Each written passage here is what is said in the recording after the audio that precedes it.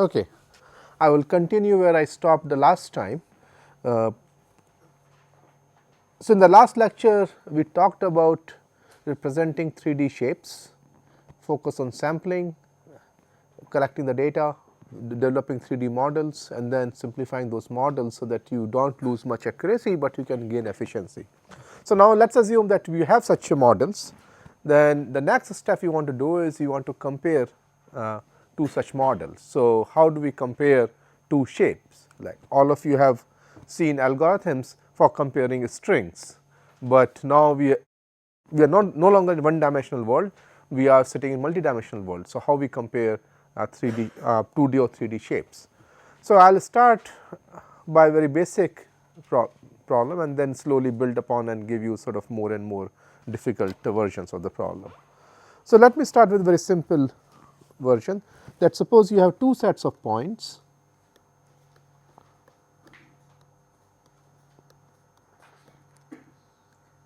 set R and then you have another set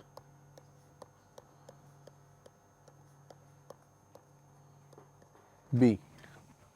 So, you have two sets of points red and blue, and the goal is you want to see how similar they are. That is what you want to measure, whether they are similar or they are different.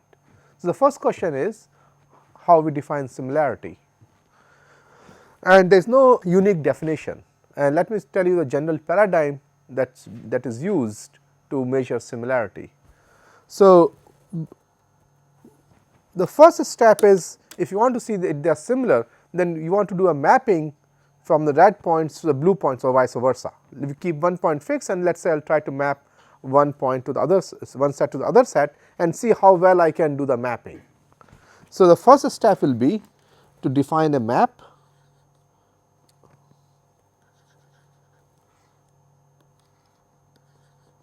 if I let us B from B to R. Okay. And I will talk about it this map, which maps make sense. Okay. Now, once you have this map, so it means each point in the blue is set is being mapped, each blue point is being mapped to a red point. Then what you want to do is you want to look at the distances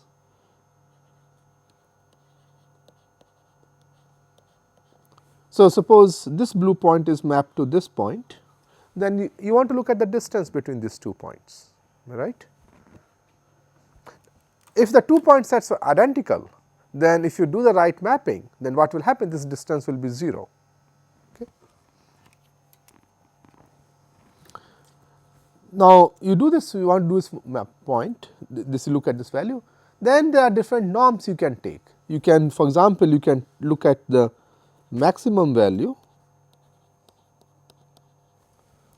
that is one way of doing it. This is called typically this is called L infinity norm, right, because L infinity norm is when if you have vector, then L infinity norm is just take the maximum value, or you can take L1 norm, which is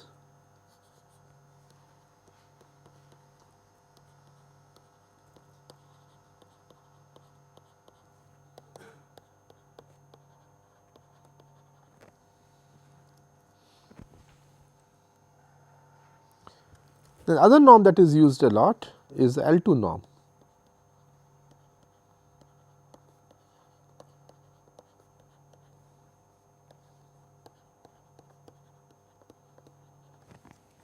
And it depends a lot on the underlying application which norm you should choose.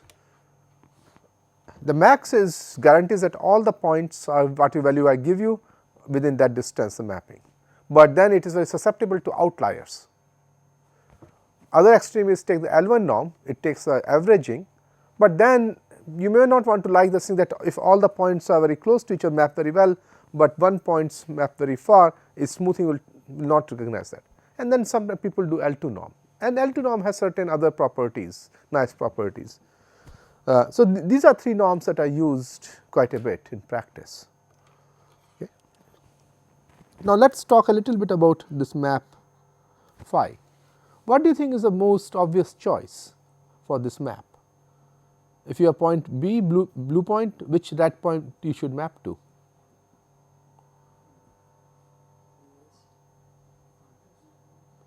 Why do you want to do farthest? because you are trying to look at the similarity, right. So, suppose if you have 2 points, let us say if I take the 2 images, try to put them together, then the mapping you like to do is you like to sort of see what is the closest you can go to, right. So, the phi is typically is that phi of B is the nearest. I will show you that there are problems with this one also, I will show you, but let us start with this one. Nearest neighbor of B in R. Okay. So, that is let us say I do with this. Now, if I know this, if that is what I do, then how quickly I can compute these 3 norms.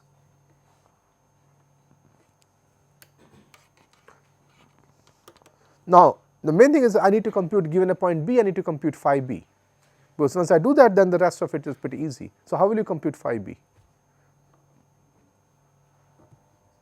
Come on, this is you have seen this in the class. Dirac triangulation, how will do Dirac triangulation? So, what have you learned for doing nearest neighbor? How do you find the nearest neighbor, closest point? Plus? No. So, you do the Warnow diagram, but then how do I find the nearest neighbor for a point? Plus point location. So, do the Warnow diagram plus point location, right. So, compute the Warnow diagram of red points and you preprocess for point location. Then when you get a blue point, find the using point location, find the Warnow cell that it contains, and that gives you the nearest neighbor. So, that will take you, let us say, let us assume for simplicity that both them have endpoints. So, I just do, it is not important, but this will simplify my notation a little bit. So, then this takes n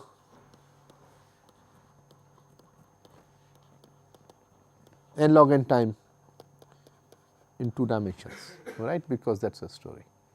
Now, this has problems in higher dimensions, because Warnow diagram has larger size, then you have to do something else, but in 2D that is what you will do.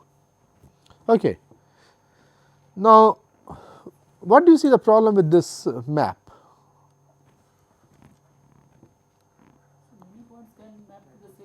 Precisely. So, one problem is that you may have situation that the following. Let us see the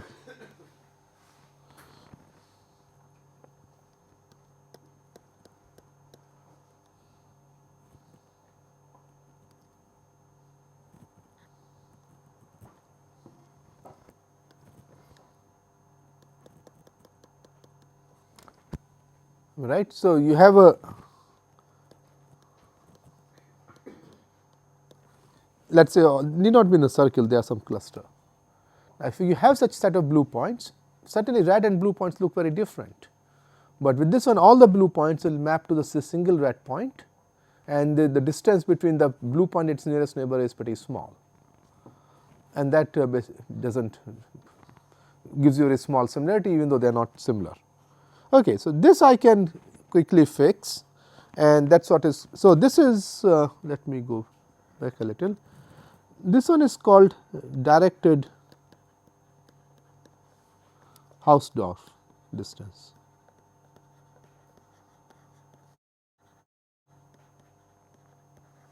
And this is I will use to notate VR. Now, Hausdorff distance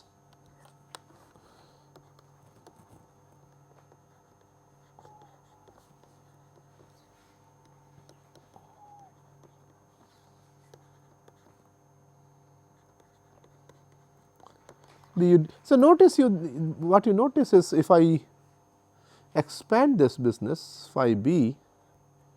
So, if you want to write, let me write it here.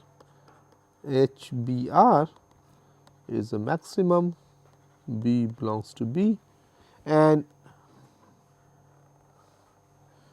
phi b basically is the nearest neighbor. So, you can write it minimum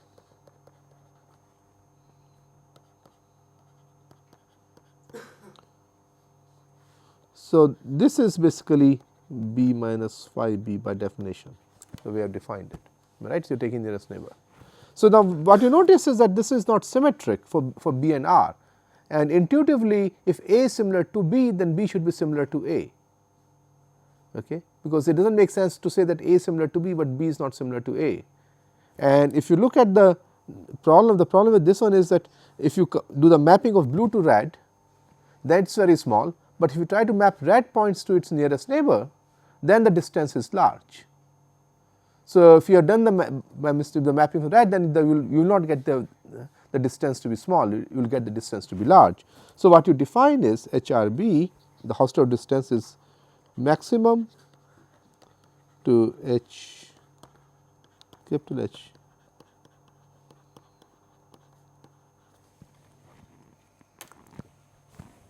So, at least the function is symmetric now, and in this case if you take the Hausdorff distance between red and blue points, it will be large. Okay. Now, but still one can sort of make an example which is not pretty good, is that if you choose, let us say,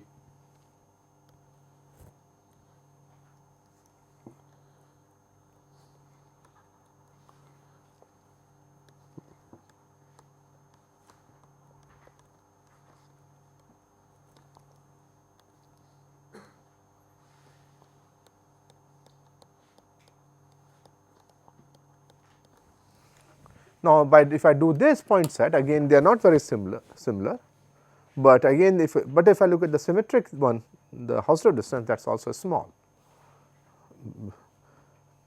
So, and this basically the problem is that, as some of you said, is that the problem is that many points of one set, the mapping is many to one, many points are being mapped to a single point, and that is what you would like to avoid.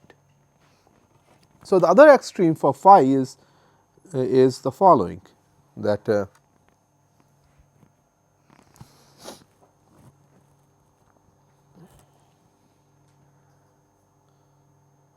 you say that phi is a permutation, or phi is bijective.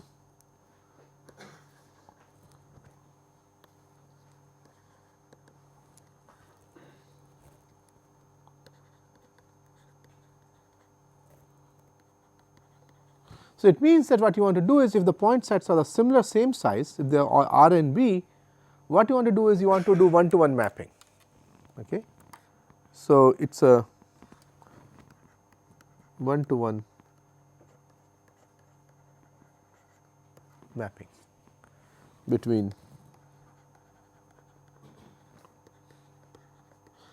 Now, this has to be, one has to be a little more careful what we mean by one to one mapping. If R and B are of different sizes, then one has to be more careful, but let us that is why I said for now let me assume that R and B are of the same size. So, we avoid that technicality.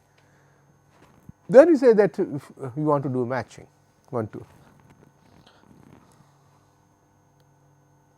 So, we restrict that it should be matching.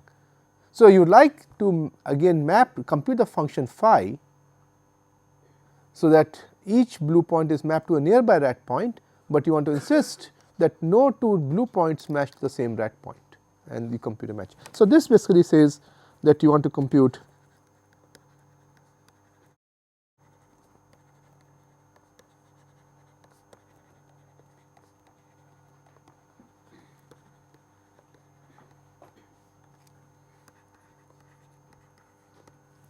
now. If you are looking at the maximum norm, this is called bottleneck matching. If you learn in the graphs, you have seen that basically this is called the standard minimum weight matching. L1 norm is called standard minimum weight matching, and this is basically called the RMS matching. Now, we have seen, have you seen computing a minimum weight matching in a graph or maximum weight matching in a graph? Have you seen in any class? How many of you know how to compute a matching? No. Okay, come on, don't be shy. Okay, so roughly half of you know the matching. So, how many of you know what a matching is? Because I assume that every one of you know what a matching is. Okay, so matching is in a graph. It can be a non-bipartite too. Here it's a graph is going to be bipartite, but in general it's a non-bipartite graph. So,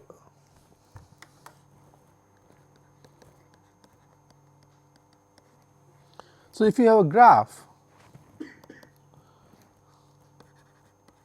matching is a vertex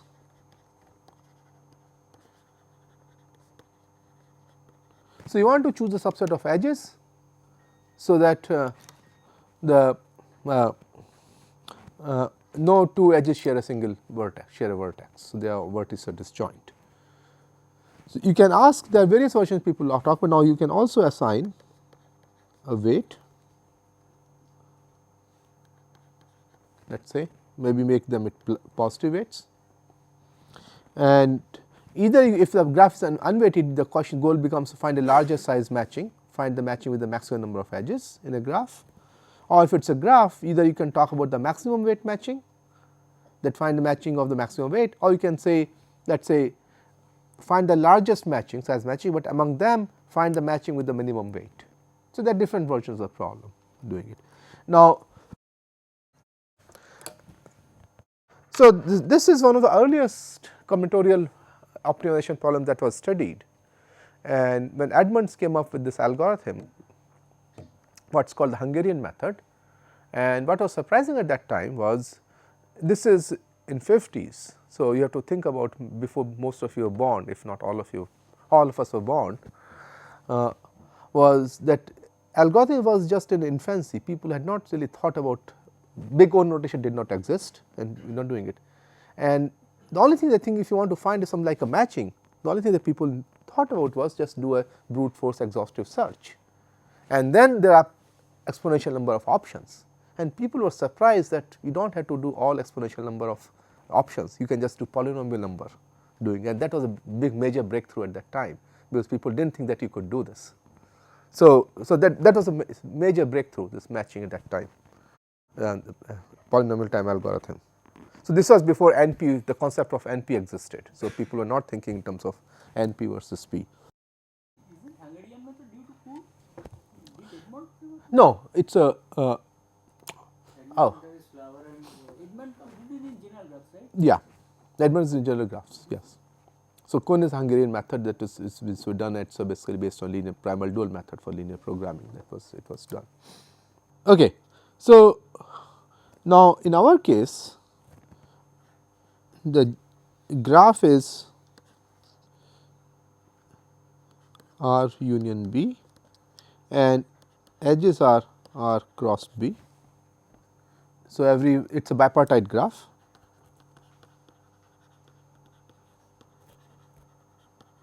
and the weight of an edge is the basically Euclidean distance.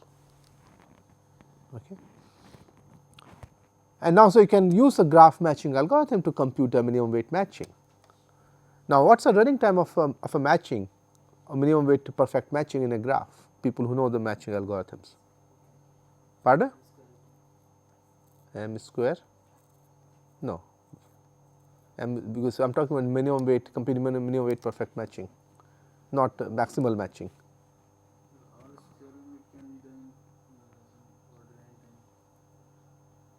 Pardon? Using Hall's marriage theorem, probably in order n. Order n? You will be very famous if you can do that.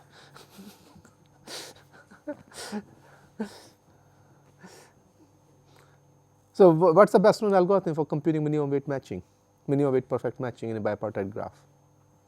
So, there are no flowers and blossoms anything here because this is a bipartite graph. Pardon? 4? No. Pardon? But you are talking about maximal matching. You are not. I am talking about minimum weight perfect matching. So, each maximum weight matching with the minimum weight match perfect match or maximum weight matching. So, you are thinking, most of you are thinking about computing a maximal edges matching for an unweighted graph, finding the matching with the maximum number of edges. That is not what we have here. We have a edge cost function, and so use a Hungarian method. So, the best known is Mn. If you ignore the log factors, there are some log factor Mn, order of Mn is the best known, where M is the number of edges, N is the number of vertices. So, if you do this, So, whose algorithm is this? This one? This order one? so there are number of papers. I do not remember all the offhand, top of my hand had all the details. So, for bipartite graph it is easier, that was been known for a while, but for the non bipartite graphs, this paper by it is a paper by I think Zui Galil, Sylvia McCallie and Vijay Vezerani. It is a Vijay was the one who did a lot of this stuff, Vijay Vezerani, and he is Hammond. Shashi, do you remember that all of a bipartite graph? So, this is Galil, McCallie, Vezerani, right? Those? Yeah, non bipartite. Bipartite is earlier. Vijay is involved, and I do not remember so it is a. Yeah. So that is the best known, and whether you can do better, that is an open question. Now, here the graph is not arbitrary, it is a geometric graph, in the sense weights are Euclidean distances. So, the question is what is the best one can do, and the best known algorithm for this particular setting. So, if I just do that, then this leads to order of n cube algorithm, am I right? Because number of edges is because m is n square in our case. You are connecting every red blue pair, so they are n square edges. So, question is can you do better than n cube, and the best known algorithm. So for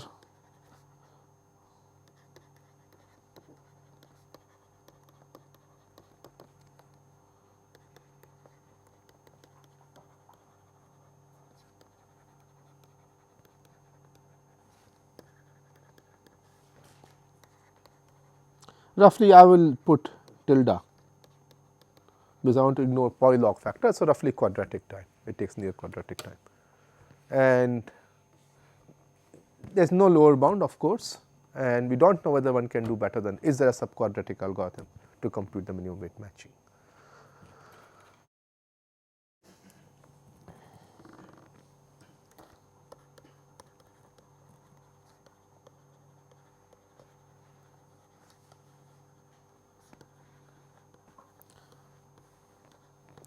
Now, this is for L1 norm, because minimum weight is sum of the weight of the edges. Now, one can ask the same question for L infinity norm, right. Find a matching so that the largest edge in the matchings is as small as possible. So, the longest edge is as small as possible, that is called bottleneck matching. There you can do better, the running time is I think n to the power 4/3, so there is a quadratic algorithm. For L2 norm still it is n square the best known. So, for L1 or L2 norm can you do better, that is not known. One can ask a question that, well, I do not want to spend quadratic time, is there a better algorithm, is there a, if I relax the condition to find the minimum weight, is there a fast approximation algorithm, okay, and that sort of is a, and then the situation becomes really murky. Yeah. So, for L1 norm, for minimum weight matching, there is an algorithm that can find constant factor approximation in near linear time, but the running time depends on the constant. So, it is something like for it is a so what it sort of is that let us see, I forget the running time. Running time is something like n to the power 1 plus 1 over c time, that you can find log c approximation.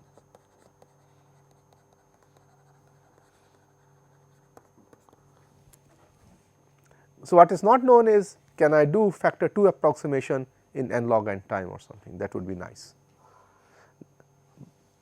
But if you do not insist on finding the matching, if you just want to estimate the cost of the matching, then you can do then a constant factor estimate the cost in, I think in, I do not remember, n log n or n log square n time. Let me write n log square n time. So, you can within n log square n time you can estimate the cost of minimum weight matching within constant factor, but we do not know how to compute it. That is it is a strange, but that is how it is. For L2 norm,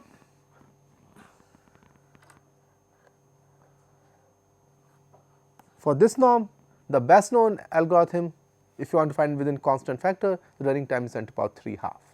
It is an open question whether you can in L2 norm whether you can estimate the cost, even the cost or the complete the matching within a constant factor in near linear time, n log n or even something better than 10^3 half, that is not known. So, these problems are all open for grab. Okay. So, the point I want to make is that in very simple problems we do not have very good algorithms. Now, there is a generalization of matching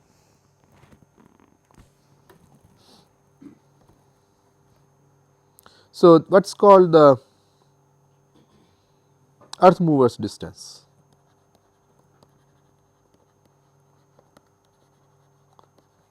Or also it is called transportation distance,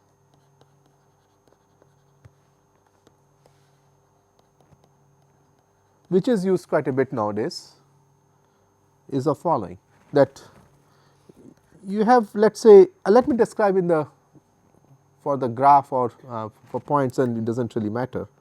Let us say you have two sets R and B, let us say they are points, and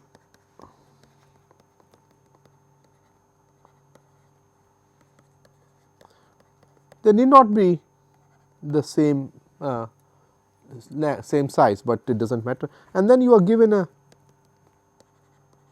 weight here, let us say, and their weights W1 to Wm prime, and sorry,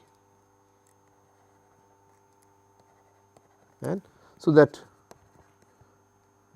let us just normalize it for the simplicity. This is one and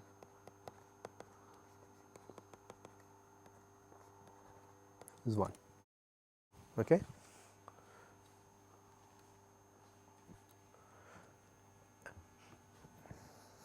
So, what you should think about is that you have some material that you want to transport, and what you can sort of know is that you can take only this much from Wi and you want to send it some stuff to some other node.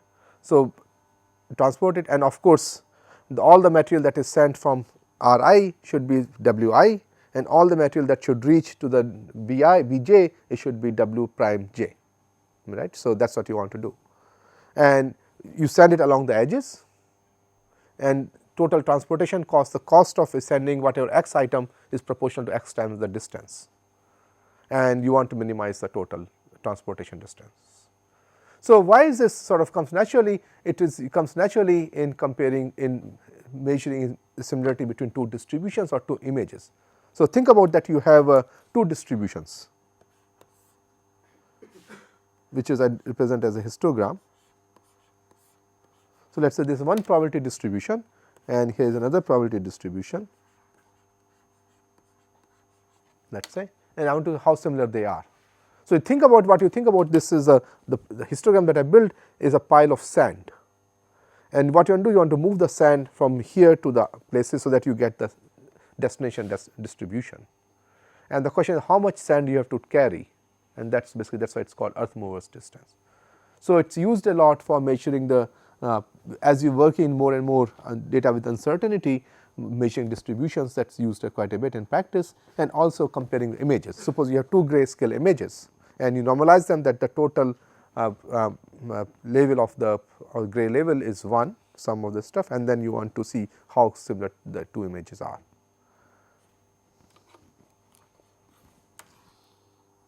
And this is as hard as a matching problem, right. So,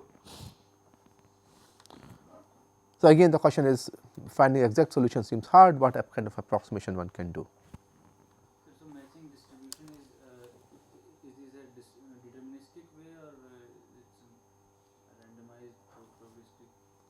So, distributions, the two distributions are given to you, and of course, you can either have a deterministic algorithm or you can have a randomized type Monte Carlo or Las Vegas algorithms, and both type of algorithms are there. Does that answer your question? So the measure of how good the probability distributions are similar are the same as these measures which you have explained, or there are some other measures for measuring. Oh, okay. So, there are other measures also for distributions, but in many applications, this is people are using earth movers distance to measure similarity between two distributions. Statistics has come up with, has defined many different other measures also for measuring distributions. They are in the probability theory, there are other measures for doing it. I will not go into there, but because this is used especially from algorithmically it is useful. If any of you know any much about embeddings, there are some results that earth movers distance can be embedded to some higher dimensional space and one can compute it. So, there are some Monte Carlo algorithms for measuring the earth movers distance, for example. Okay, so this is some of the issues I mentioned so far is about what the function phi should be. Now, the second issue that comes up, which we did not discuss so far, what I assume is that the coordinates of points R and B are fixed, right. But in practice, what happens is that let us say you have two objects, each of them was generated in its own coordinate space, right. So, you let us say I have these two pens, so let us say they are sitting here, and let us say I fix the coordinates. Now, if I use the existing coordinates, then they look very different because you do the matching, they are identical. So, what I should be able to do is I should be able to translate it and find it also translated, so that try to align them as much as you can, right. Or this may be in different poses, they are not pairs. So, I should be able to rotate them, right. So, the question you can ask is the following.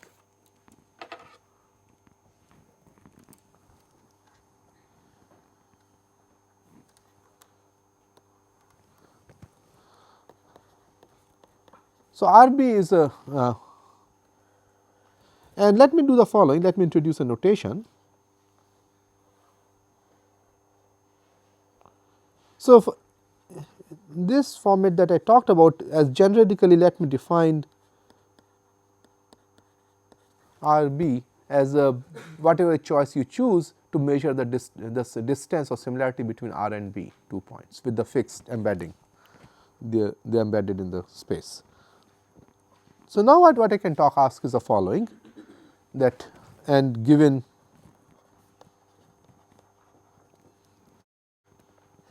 mu, find. So, translation plus rotation, that is called the rigid motion, right. So, look at the space rigid motion. So, especially if you are someone, if you have taken any course on computer graphics, you must have seen this a lot about how you measure rigid matrix, but in 2 dimensions a rigid motion can be represented by 3 by 3 matrix. So, the set of all the rigid well, not any, the matrix should have certain property, not every matrix corresponds to a rigid motion, but you can talk about the space of rigid motions, all possible rigid motions that you can think about as a 3 by 3 set of 3 by 3 matrices, orthonormal matrices plus translation that you do. Rotation is orthonormal matrices, basically that is what they correspond to, but I will not go into that. So, let us say, let me call phi is the set of all rigid motions. So, this you should think about all 3 by 3 matrices that correspond to a rigid motion. Okay. Then what I want to do is compute minimum phi, maybe phi is not a very good word because I already used phi. So, let me change this one, let me call pi.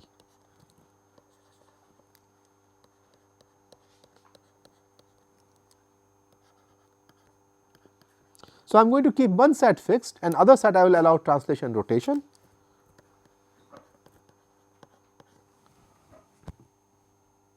So, what I am sort of saying is that you are given point sets and you have chosen your favorite distance measure or similarity measure for the 2 point sets.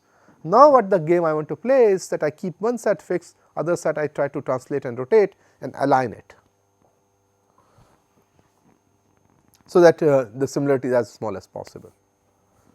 Now, there are many examples where this comes up. Let me just give you one which is very prominent nowadays that comes in molecular biology. So, one of the basic structures in our cell or in our life or in our body in cell is the proteins, right. And one of the holy grail discussion is to understand how our system works, is to understand how the proteins interact and how the proteins bind each other. And there are sort of various issues, but one of the other thing is that you want to generate a new protein, so you generate new molecules.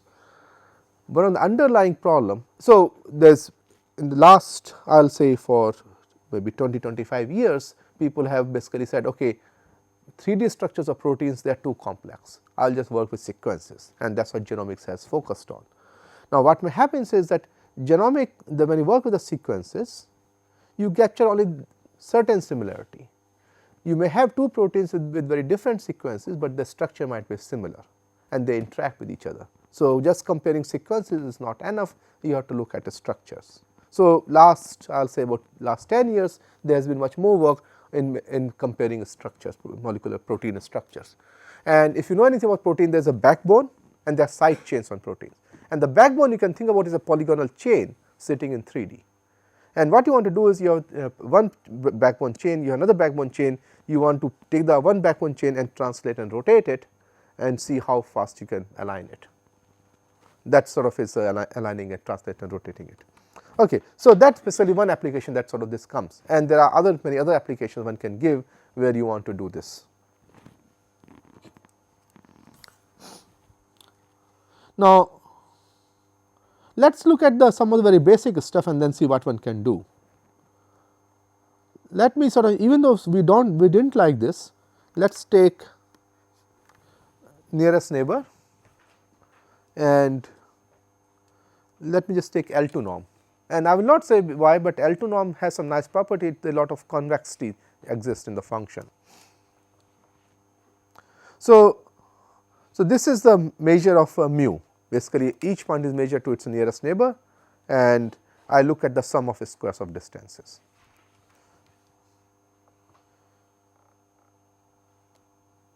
Now, that is mu. Now, the question I ask is whether how you compute this function under rotation, under rigid transform or rigid motion. And the problem is not known whether it is in P or in NP or is NP hard. That is not, there is no polynomial time algorithm known to find the optimal solution. There are some approximation algorithms one can do, and there are some heuristics. The one very widely used heuristic is what is called ICP, iterative closest pair.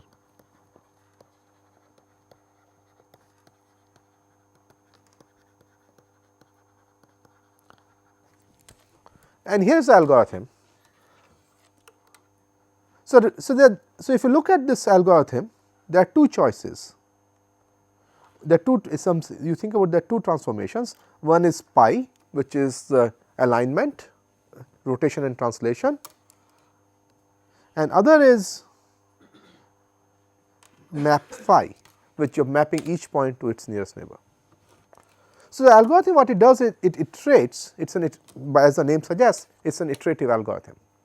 So, you have current configuration of red and blue, let us say red is fixed, points are fixed, and blue points are also fixed. What you do is for each blue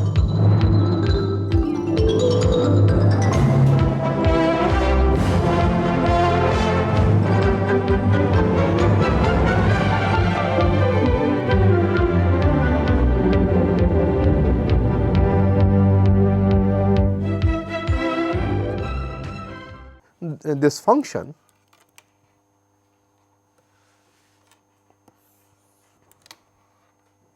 keeping the mapping fixed, keeping phi fixed. Okay. So, so let us say that R, so R is let us say fixed and only B I am trying to translate and rotate. So, let us say B I is the current position of B. So, it means that B, I have fixed the transformation, so it sits in the plane, the set B I, the B I is the current position. Now, compute phi B for all B in B I. Okay, so, find its nearest neighbor. So, now you have done the mapping. So, here is your set of red points and here is the current B I, and you have mapped each point.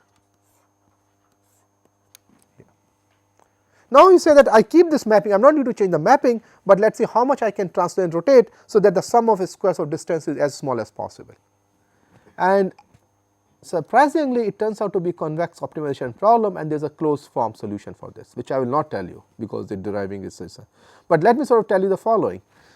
If you forget the rotation, if I do only translation, so you have let us say 2 point sets, and I fix a mapping from each point here to each point here, and I say I can only translate this one, and so that the sum of squares of distances between the mapped points is as small as possible.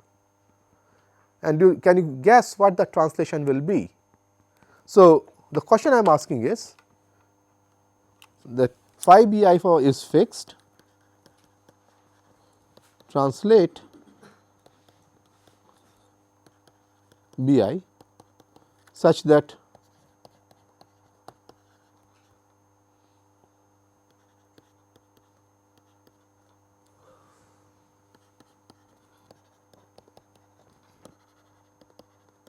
you minimize the translation. So, look at just try to translate the point set B I, keeping the mapping fixed, so that the sum of square of the distances between the map points is as small as possible. Okay. Does anyone to make guess how will you find this translation? There is a very simple answer to this. Pardon?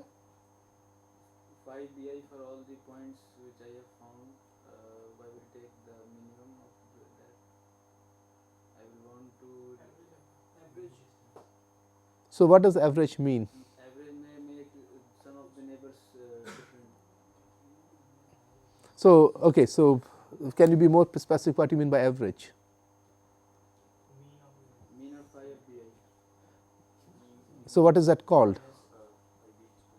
What is the mean of if you take the mean of phi of B I, what is that called? Well, there is a term for that.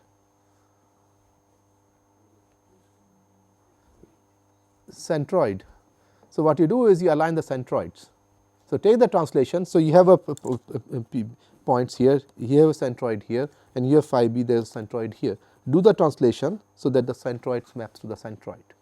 That will minimize the for translation.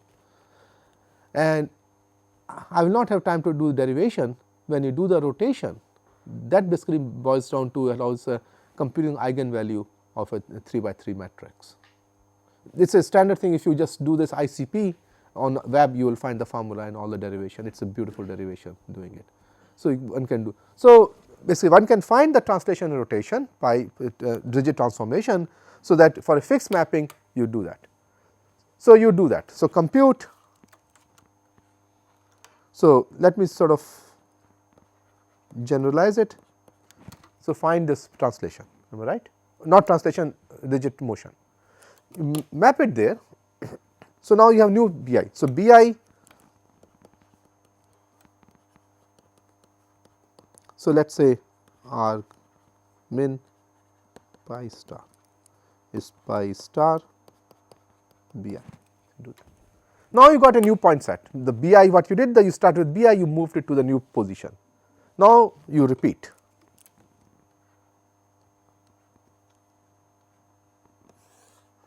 Again, you find the next its nearest neighbor and do it. If the nearest neighbor do not change, then you have done, because nothing changed. So, you are where you should be. But if it is if they are different, then you repeat. What you can argue is that you cannot argue that this algorithm will converge to a global optimum, but what you can argue is that it will always converge to a local minimum. So, what people do in practice is they do it few times. We start from different starting points. So, choose a, let us say there are many heuristics how you should start a initial starting point, and from there you do it and basically. Now, other thing is that is now recently a few years ago it was proved that it does not necessarily converge in polynomial number of steps. That was big open question whether this algorithm always converge in polynomial number of steps. Now, it is known that no, it may take converge in exponential number of steps. But what happens is that it's like a steepest descent method. So, it is basically it makes a lot of progress, and when you reach the near optimum it just starts crawling, and then you can cut off at that point in practice when the gain is not much. So, this is used quite a bit in this approach. Now, one can sort of ask a similar questions for matching, and there the problem is completely widely open, that if you have a 2-point sets, can I find the rigid transformation? So, the matching minimum weight matching is as small as possible, and we do not know whether this is in P, we do not know whether it is NP hard, we do not know we do not have very good approximation algorithms either. Okay. Now, let me sort of give you let us try to be more ambitious. You ask why stop at rigid transformation. For example, you are sitting right now, let us say, but if you stand, the point set will look very different, am I right? But you are the same person, they are identical. Like suppose if you are a security person, if I want to be looking for people, I should be able to identify that they should be the same, they should be the two sort of. So, one can talk about more complex transformations doing it, and there the people have just begun to think about those problems. The state of art is pretty bad when you allow what is called flexibility or non-rigid transformations doing it. If you just pick up the sort of few conferences, there is called Symposium of Geometric Processing, SIGGRAPH, there are some computer vision, you will just see some heuristics that people have come up, people just do not know, and the problems becomes much harder. Some versions of these problems are known to be NP hard doing it, but it is a completely open area for research how you do this. And there are some beautiful technology that is beautiful techniques that are being developed and trying to understand what it means to handle non-rigid transformation. Also going back to proteins, proteins are not rigid, proteins are flexible, and there also when you want to do alignment, that is the biggest challenge. You want to do alignment keeping flexibility into account. If you want to stop, okay, thank you.